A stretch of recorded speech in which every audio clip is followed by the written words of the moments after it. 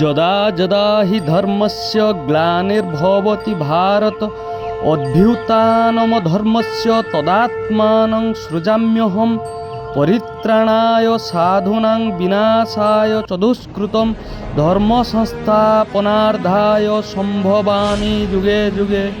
ତ ଶ୍ଳୋକଟିର ଓଡ଼ିଆ ଅର୍ଥ ହେଉଛି, ହେ ଭାରତ, ଭାରତ ମାନେ ଅର୍ଜୁନ, ଯେତେବେଳେ ଧର୍ମର ଅବନତି ହୁଏ ଓ ଅଧର୍ମର ବୃଦ୍ଧି ହୁଏ ସେତେବେଳେ ମୁଁ ନିଜକୁ ଅବତାର ରୂପରେ ପ୍ରକାଶ କରେ। ସାଧୁମାନଙ୍କର ରକ୍ଷା କରିବା ପାଇଁ, ଦୁଷ୍ଟମାନଙ୍କ ନାଶ କରିବା ପାଇଁ ଏବଂ ଧର୍ମର ପୁନଃ ସ୍ଥାପନା ପାଇଁ ମୁଁ ପ୍ରତ୍ୟେକ ଯୁଗରେ ଅବତାର ଗ୍ରହଣ କରେ।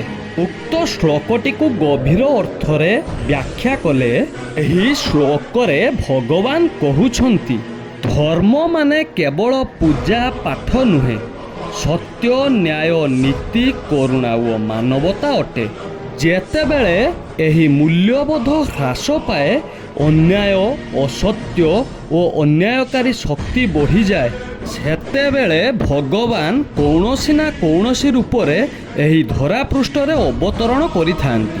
କେବେ ଅବତାର ଭାବେ, କେବେ ମହାପୁରୁଷ ଭାବେ, କେବେ ସାଧୁସନ୍ଥ ଭାବେ ଦୁଷ୍ଟମାନଙ୍କୁ ସଂହାର କରିବା ପାଇଁ ଧରାପୃଷ୍ଠରେ ଅବତରଣ କରନ୍ତି।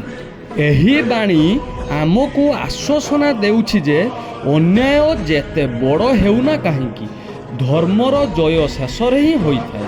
ଧର୍ମ ଶେଷରେ ଜିତିବ। ଜୟ ଶ୍ରୀକୃଷ୍ଣ।